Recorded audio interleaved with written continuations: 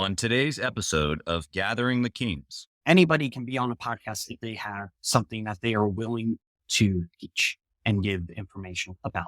Whether you're the guest or the host, you're being platformed. In the past 3 years, we've booked over 1,000 interviews. This is the platform. This is where the cool kids hang out to so many people. And I'm just trying to help people understand you can go do this.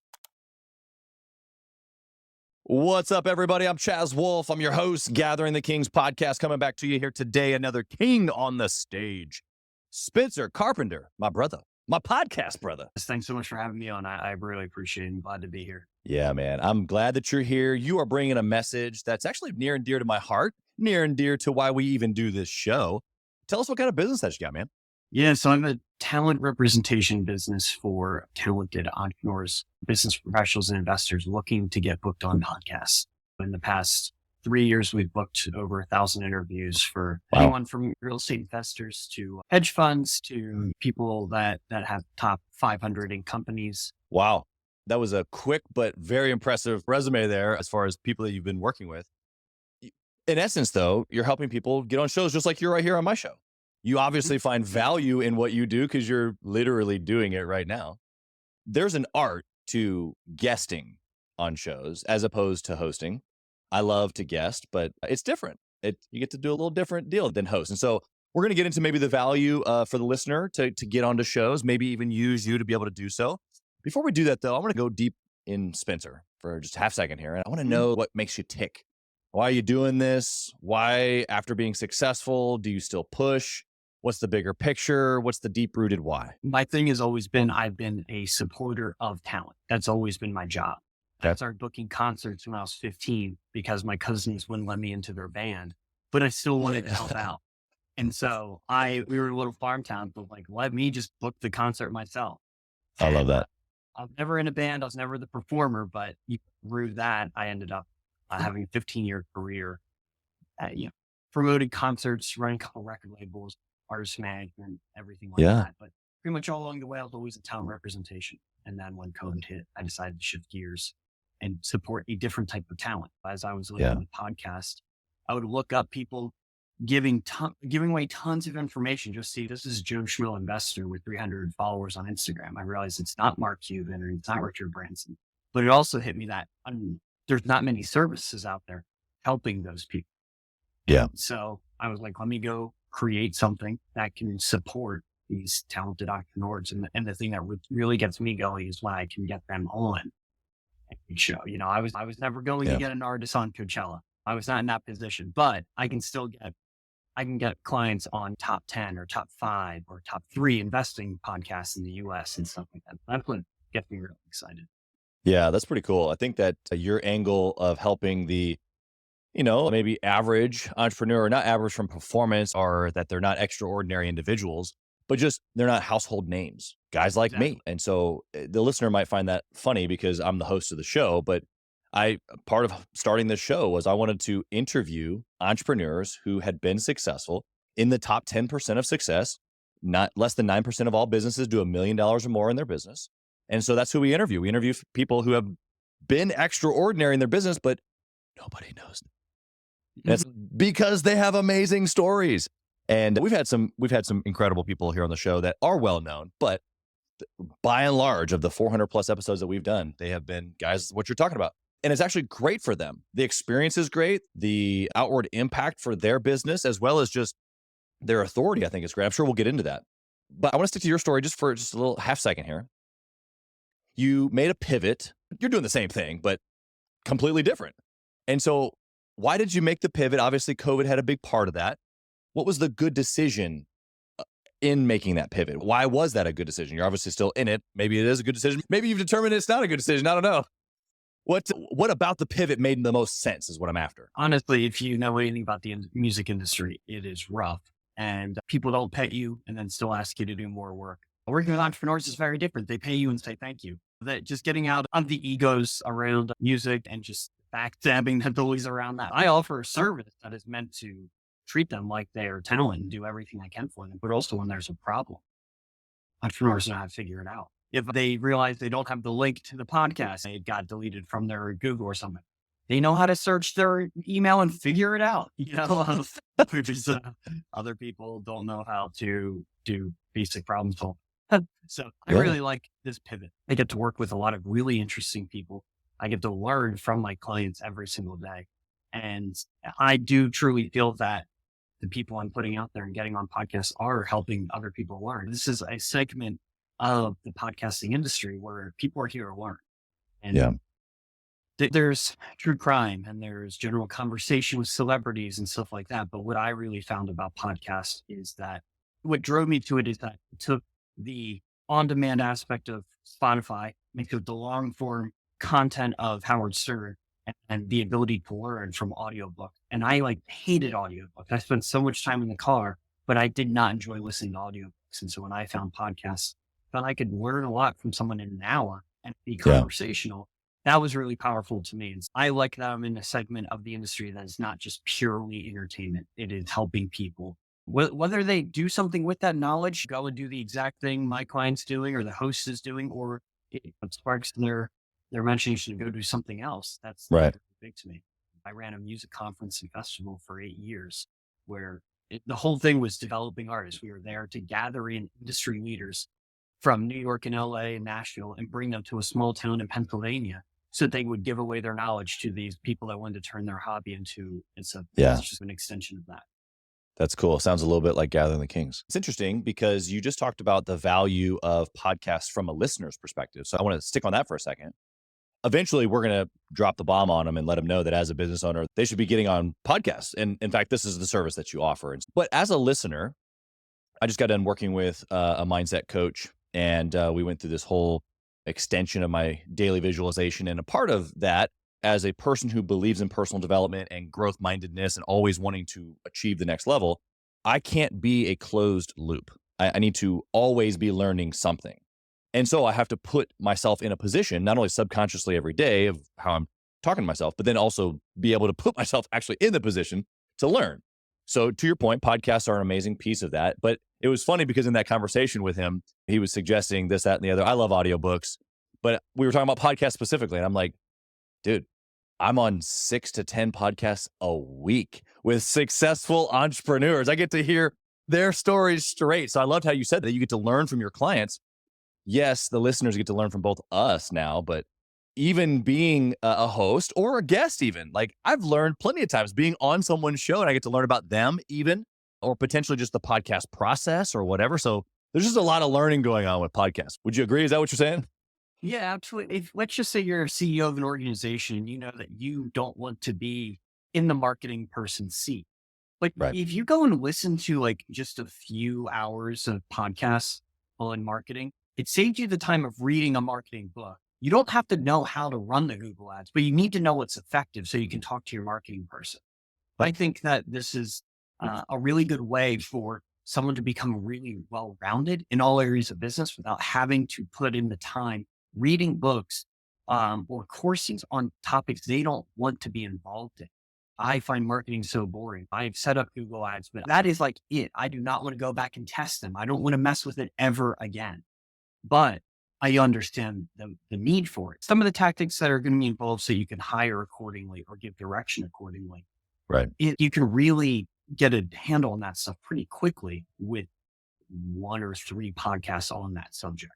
Yeah.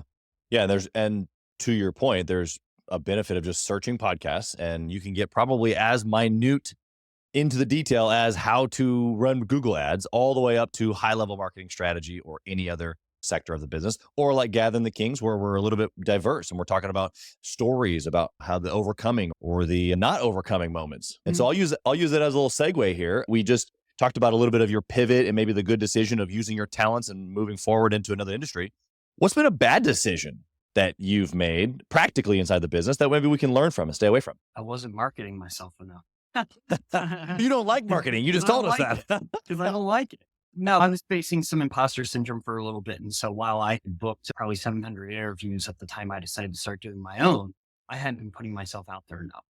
And that I was new into an industry. And there are a few other people that do what I do, but they've done it much longer. I knew I was getting results from my clients, but I don't think I should have waited around as much. I don't like being in the spotlight a lot. Yeah, it's interesting that you're taking not only just the awareness approach of, hey, I know I have to market myself.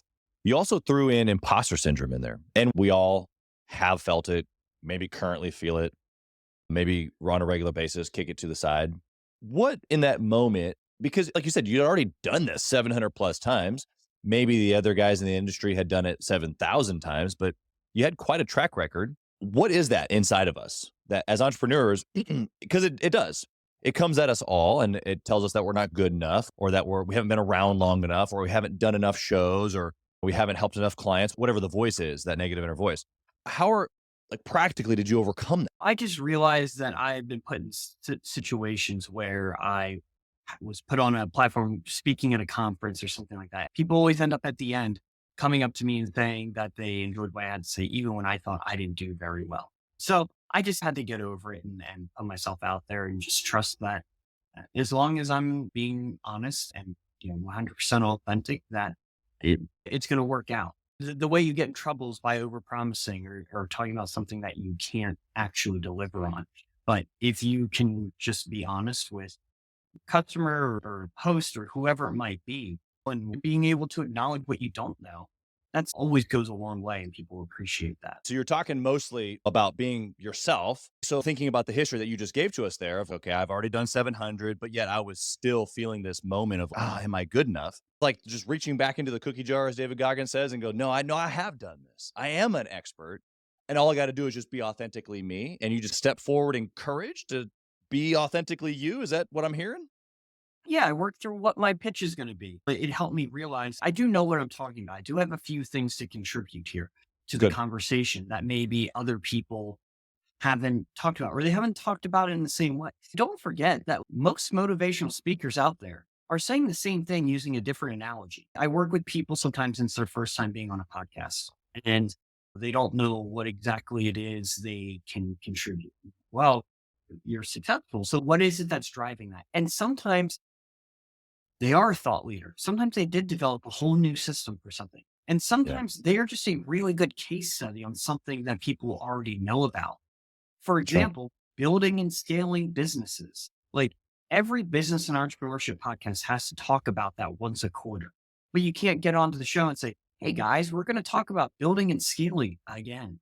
You have to lead into it with a kind of a unique way. You have to give a case study that makes it sound sexy again Right. and lead them into it without them being like, oh, cool, another podcast about scalability. I help people with that stuff all the time. And when I help them with that, it helps me also determine what it is I can contribute that is whatever lens that is slightly more unique. than ours. Like the other Yeah. companies that do what I do, they appeared to me to come from a publicity background.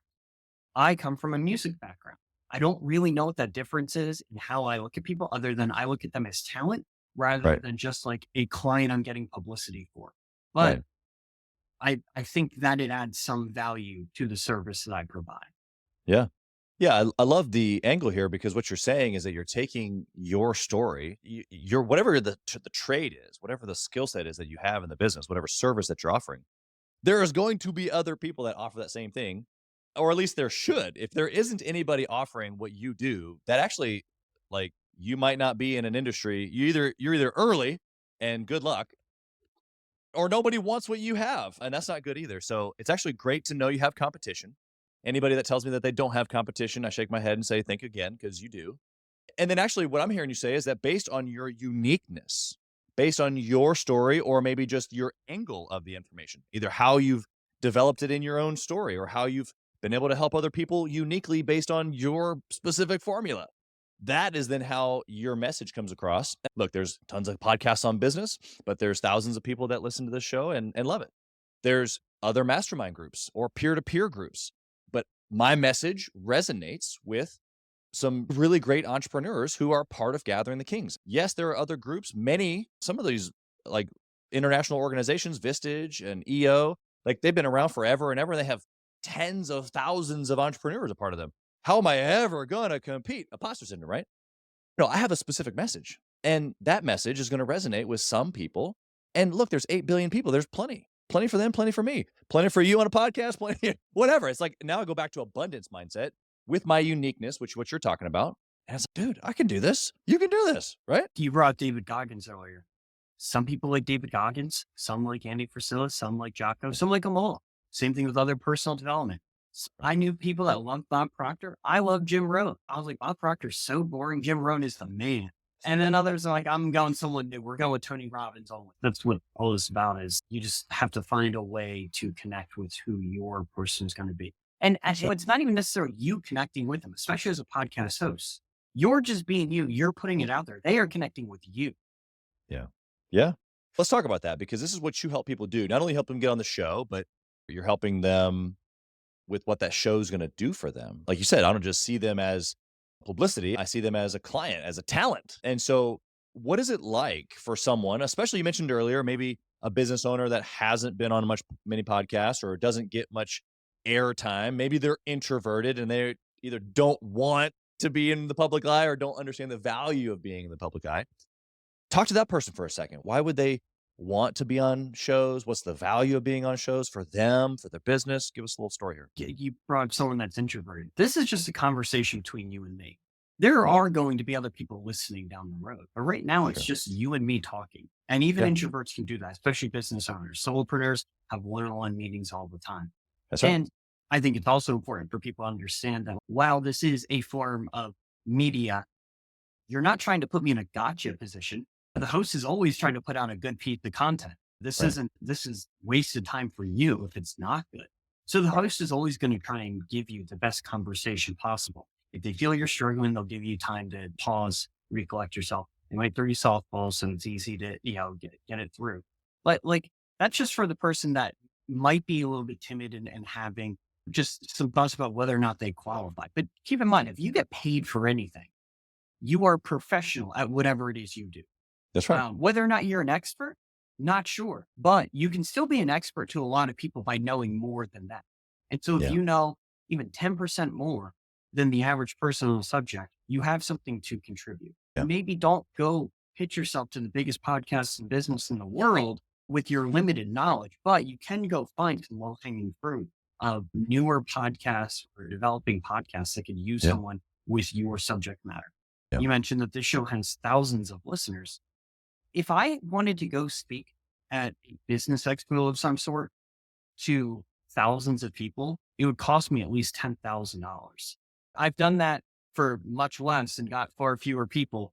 And they weren't like the right audience, I found out. But I can do as many podcasts as I want until I get in front of the right audience and it's free. Yeah, and all I had to do is put in the time here. I didn't have to build out a presentation. You didn't ask me to put together a slide deck or anything like that. I was just asked to come on here and talk about myself. Who doesn't want to talk about themselves and what it is we do? This is such a low barrier to entry for anybody that is willing to open themselves up and give the information. And it is about giving. You're not there to have an episode that's like an infomercial on your business. You're there to give information away and teach people. Hey, kings and queens, Chaz, Wolfe. I want to talk to you about something that's super important to me. We put a lot of time and effort, we meaning myself and my team, into this podcast, into the content that goes out every single day. And if you have been getting any sort of value or insight from this, we want it to be able to reach other business owners too. So we would love if you would like, comment, share, leave a review, post, share again, all of the things on social media, on all the different platforms, or even on the podcast mediums of Apple and Spotify. We would love to be able to get our content into more hands, more entrepreneurs, so they can grow their business as quick as possible. Together, we are building a community of like-minded entrepreneurs who are committed to growing their businesses to new heights. So let's do this. Let's help each other. Let's help each other grow. Podcasting is huge for what you're talking about as far as getting in front of people. You mentioned being in front of thousands of people at no cost, and that's a big deal. Talk about for a second here how an entrepreneur who maybe doesn't or isn't currently building a personal brand, but maybe wants to or has never heard of that before, and maybe how podcasting or guesting on a podcast really allows them to start telling their story and start working out that personal brand. And how do those things go together? It's a big deal. I mentioned I don't like marketing. I don't like being in the spotlight. And so I'm not going to be the person to take my phone and put it in front of my face and make like Instagram videos all day. Like I'm not that content person. It's not comfortable for me, but I will go and build my brand on podcasts with a one-on-one conversation because that's a little more Right. natural to me. I know for a lot of people, especially if they're not like in their 20s, building their personal brand is associated with being very outgoing on social media. And that's one area of it. But this is an area where you can be building your personal brand without having to do that legwork of coming up with content and like feeling insecure and feeling Right. weird while building all that stuff on social media. I also just think it's good from an SEO standpoint because if you're on a bunch of podcasts, they're all going to have unique titles. They're going to have unique show notes. It's going to be unique conversation. And then when people are searching for you on Google or whatever, the SEO results are all unique. You could be someone that goes and pays for one of those Yahoo Finance articles that goes out to 300 different news outlets, but it's all the same title. It's all the same story. And most of the time it's a news outlet they've never heard of. But if you do a bunch of podcasts instead, again, it's unique titles, unique shows. The name is going to sound more legitimate most of the time versus the Milwaukee Press when you're a business professional in Pennsylvania. Yeah. Yeah. There's a lot of value there, personal branding wise, and building your business and how those personal brand and business come together. Also, too, I've had obviously hundreds of guests now, but that are experts in their field. Some which have never been on shows, some which have been only on a few. And I'll tell you that the response I get at the end, after we hit the record button, we have the conversation, and then we end, is like, oh man, that was fun. Like, you did a great job. And they're telling me great job. I'm like, no, dude, you did a great job. Because really what it looks like is just this, like you're talking about, just back and forth conversation, being authentic. I'm curious about your story. The listeners listening in going, I wonder what Spencer's got to offer. I wonder about his story. Because if they believe that like you did it, then they can apply that same belief to themselves, that courage, and say, I can do it too. And to your point a few minutes ago, like someone who's listening today could work with you, get on shows. And even though they may not feel like, I'm the expert in my field, you still have knowledge that other people can pick up from. And it's not about being an imposter or being like, I'm trying to say I'm something that I'm not. If just say what you are. Just say what you are and be authentic about it. And I actually think that there's plenty of people who will listen. And what I have found actually is that there's a lot of listeners who listen to this show, which I had no intention of at the beginning, that are huge, that have done way more business than me, but yet that have either been on the show or have listened to the show and reached out and they have complimented me and want to learn about what's going on. And it's like, dude, if they even knew, it's an incredible feeling to know that like they're so much further down the road, but yet they want to collaborate with somebody like me. You know what I mean? It's twofold. Whether you're the guest or the host, you're being platformed. I go to concerts still with friends and they're like, I saw Batman backstage. And you don't understand. Backstage it's just like an empty space. There's nothing happening back there, but people still want it. No matter how much I explain to them, it's like not, it's literally just, there's just a cake of water there for the Yeah. musician. You get to watch the back of their head instead of their face. Yeah, you get to only hear the drums and you can't hear the vocals or the guitar or anything else. And they're like, I still really want to go back there. Yeah. This is the platform. This is where the cool kids hang out to so many people. And I'm just trying to help people understand you can go do this. Like anybody can be on a podcast if they have something that they are willing to teach and give information about. And you get all the benefits. You said that you've been somewhat new to working with entrepreneurs in this business. Obviously, you weren't working with them before. You've worked with plenty since. But have you found, like I found, that no matter the skill set or the success level, however you want to define that, I guess, an entrepreneur is always willing to share, or at least the good ones, right? Like it doesn't matter if they're at 300,000 in sales, 3 million or 300 million. Cause I've talked to people at all stages, and for the right ones that at least have the right attitude about business and life, the ones that I want to be around, they are more than willing to help anybody at their level, above their level, below their level. That we just want to give as entrepreneurs. That's typically what makes us great entrepreneurs. Have you seen the same thing? I'm not working with some Wall Street hedge fund person a lot of times. I'm working with someone that started from nothing and built up to whatever area of success they're at that changed their life and gave them the shot at generational wealth. And most of my clients did not start with a silver spoon. And that's not to take away from people that did. It's just that there is usually something inherently giving about their nature because they understood what they went through to get to where they're at. And those people are oftentimes very willing to give away whatever they can. I have plenty of people that say, give out their email and their phone number. If you have a question, just reach out. Maybe my course is right through, or maybe you just need me to answer a question. But like they are almost always very open to communication with people that heard them on a podcast. Yeah. Yeah. It's so true. Hundreds now in, and many guests that have just given their direct email or cell phone. And you might think that's a little surprising, but I've done it now long enough to where it's like, nope, not at all. And most people, unfortunately, don't reach out. But the ones that are hungry, they're more than willing to reciprocate to that person who's hungry. I got a question for you. You've been in and out of a couple different industries regarding talent are, pretty, like you said, high strung, busy. At least the music industry is, I'm sure. But I know business is the same. So how have you managed to be obsessed? I use the word obsessed around all areas of life or dimensions, kingly dimensions, as we talk about Gathering the Kings. But there's more than just business to life, right? There's family, there's marriage, there's your spirituality, there's health, there's all this other stuff.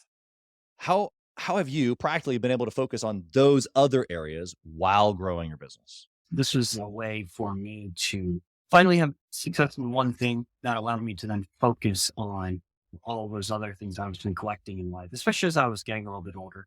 I realized that I needed to not just be in grind mindset all the time. I was able to start focusing on some of the things that are important and dedicating more time to working out, or dedicating more time to just like cooking at home so I could eat healthier than I had been when I was on the go all the time. And then obviously spending time with my partner and being able to build up more of a domesticated life instead of always on the go and always grinding.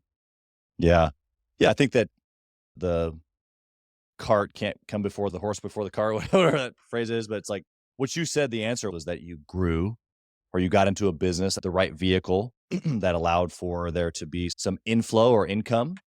And I think a lot of people maybe want to skip over to that king stage. There was a warrior stage that you're talking about where you had to grind and just figure it out. You shouldn't at some point though have some sort of a realization where it's okay, now I have a little bit more flexibility. It doesn't mean that you quit focusing on the business. It just means that you can go deep on some of those other things in life, many areas that you depicted. Spencer, I want to ask you about, since you've been on so many podcasts, you've helped so many people be on podcasts. Is there a favorite podcast that you have? Or is there other resources that you would recommend for the people listening here today that they need to go check out? My favorite podcast is Bigger Pockets. I discovered podcasts as a way to learn about real estate investing while I was driving. And so that's the show where I learned that you can get really valuable knowledge from people you've never heard of. And most of the world has never heard of. And they either have incredible stories or knowledge or resources. Sometimes it's their mindset. I've learned so much from people on shows like that. I know that's a real estate focused show, but you can find a show like that in just about any industry. And That's right. they're clearly interviewing the best of the best in their space, and you can get a lot from that. Yeah, I love that. Real estate, first off, we've had plenty of real estate investors, but I think for the most part, most entrepreneurs are interested in real estate and passive income. And so that's a great recommendation. Bigger Pockets is a great deal. I used to be a Bigger Pockets. I don't even know. Remember, I had access to all the special equations and there you go. I used that to actually close a couple of my first deals. And so a great resource for sure. Half of my clientele is real estate. The other half are other types of entrepreneurship. That's actually where I focus. Yeah, there's a lot of different sectors of real estate. You can live in real estate forever and ever and never get bored. Even somebody who's listening today, to even have a couple of different lanes of real estate, pretty unique. Spencer, I got one last question here for you, brother. I got to know, if you had the opportunity to reach back into time, tap the younger Spencer on the shoulder and whisper in his ear, what would you say to him? Start a podcast booking agency. It's people need it. I got in and 10 years into podcasting or something like that. It's people need this. They need help. And that can be said for other things as well. If you can come up with a service that is helping people in an area that's desperately lacking, there's massive opportunity in that, whatever it is. Sometimes it's not as easy as just reaching out to people via email to get them interviews. Sometimes it's building a whole new software system or some type of logistic infrastructure. But there's a lot of demand out there for solving problems. Yeah, love it. I love it. How can the listener find you? Number one, just to connect with you as an entrepreneur, or if they need to be booked on shows and start telling their story all over the place, how can they find your services? Yeah, I'm on LinkedIn, Spencer Carpenter. My Instagram is my name, Spencer Carpenter. Outlier Audio is also the name for our Instagram. And if you just go to outlieraudio.com, you can schedule a call or just see a little bit about what we do. Always happy to just connect with people to chat. So yeah, feel free to reach out. Love it, man. You've been incredible. I appreciate what you do. You're right. It is a service that's absolutely needed. I hope that the listener reaches out to you because they themselves, they should stop consuming my podcast. That might be crazy as a host. That I want you to, no, I don't want you to actually stop, but I want you to start creating your own story, start documenting, start telling your story, start getting on podcasts, and you can use my man Spencer to do that. Thank you for being here, good sir. We wish you nothing but blessing and success and all that you put your hand to here in the year of 2023. We'll talk to you soon. Thank you for listening to Gathering the Kings today. I hope that you were able to pull out a few nuggets to go apply into your business right away.